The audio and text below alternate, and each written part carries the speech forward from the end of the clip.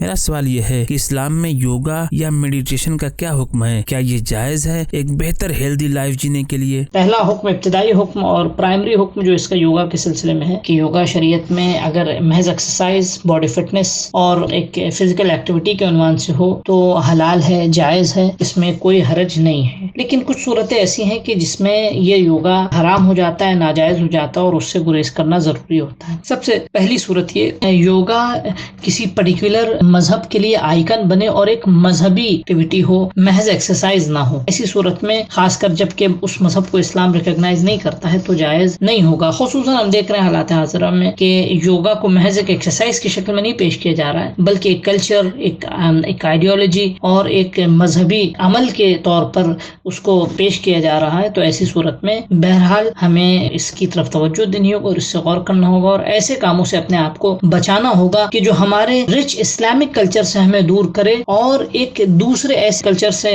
ہمیں قریب کرے یا ہمیں اس کا حصہ بنا دے کہ جس کو اسلام ریکگنائز نہیں کرتا ہے۔ تو اس سلسلے میں ہمیں گریز کرنا ہوگا تاکہ ہم ثقافتی اعتبار سے ہم کسی سے متاثر نہ ہوں، جبکہ ایسی چیزوں کی طرف ہمارے اسلام میں خاص ہدایات پائی جاتی ہیں۔ تو یہ ایک اگر مذہبی ایکٹیویٹی کا حصہ بن جائے تو جائز نہیں ہے۔ یا مثال کے طور پہ دوسری صورت اس کے ناجائز ہونے کی یہ ہوتی ہے کہ کوئی حرام کام اس کے ہمراہ ہو۔ فرض کیجیے جیسے میوزک آ جائے، جس طرح جم میں مثلا مردوں کے لیے باڈی فٹنس کے لیے جانا، باڈی فٹنس کے لیے ایکسرسائز کرنا جم میں پرمیسیبل ہے، کوئی حرج نہیں ہے۔ لیکن یہی ہے کہ ڈانس، میوزک اور ایک خاص مثلا میوزک کے ساتھ اور خاص گانے بجانے کے ساتھ اگر ہو کہ جو شریعت میں حرام ہے تو یہ جم میں ایکسرسائز کرنا بھی اس میوزک کے ساتھ حرام ہو جاتا ہے۔ تو اسی طرح یوگا میں بھی حرام کام مکس ہو جائے تو وہ حرام ہو جائے گا۔ یا باڈی ایکسپوز ہو رہی ہو، خاص کر خاتون کی مثال کے طور پہ یوگا کے نام پہ اس کے مثلا حجاب کی حدیں کراس ہو رہی ہوں تو وہ بھی حرام ہے۔ یا مثال کے طور پہ مرد اور عورت کی مثلا جو حدیں ہیں فاصلوں کی وہ حدیں ختم ہو رہی ہوں تو بھی حرام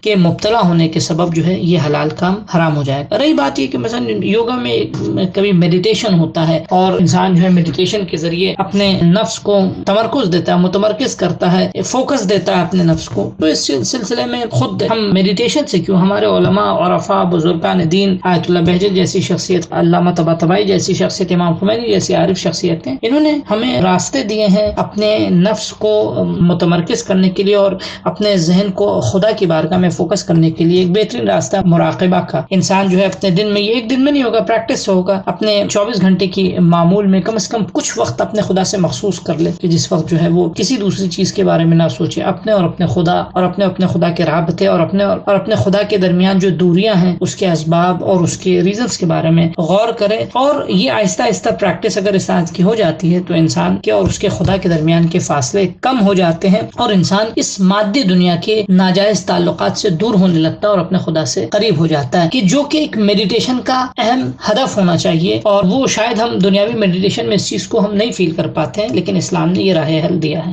دوستو، ہماری آپ سے گزارش ہے کہ آپ ہمارے چینل کو ضرور سبسکرائب کریں، اپنے دوستوں کو، اپنے رشتہ داروں کو اور دیگر مومنین کو بھی اس چینل کو سبسکرائب کرنے کی دعوت دیں۔ اور اگر آپ کے ذہن میں کوئی سوال موجود ہے تو آپ یہیں کمنٹ باکس میں اپنے سوالات کو پوچھ سکتے ہیں، یا آپ ہمارے دیے گئے انسٹاگرام پیج پر بھی اپنے سوالات کو پوچھ سکتے ہیں۔ اگر آپ کا پرسنل سوال ہے تو آپ ہماری دی گئی ای میل آئی ڈی پر، کہ جو یہاں پر موجود ہے، پرانی آئی ڈی ہماری ڈیلیٹ ہو چکی ہے، لہٰذا اس نئی ای میل آئی ڈی پر آپ اپنے سوالات کو بھیج سکتے ہیں۔ اگر آپ ہمیں ہیلپ کرنا چاہتے ہیں، مدد کرنا چاہتے ہیں تو پیٹریون کے ذریعے سے منتھلی ممبرشپ حاصل کر سکتے ہیں۔ پیٹریون کی لنک ڈسکرپشن میں موجود ہے۔ اور اگر اس کے علاوہ کسی اور ذریعے سے آپ ہماری مدد کرنا چاہتے ہیں، ہیلپ کرنا چاہتے ہیں تو ہمارے اس نمبر پہ ضرور رابطہ کریں۔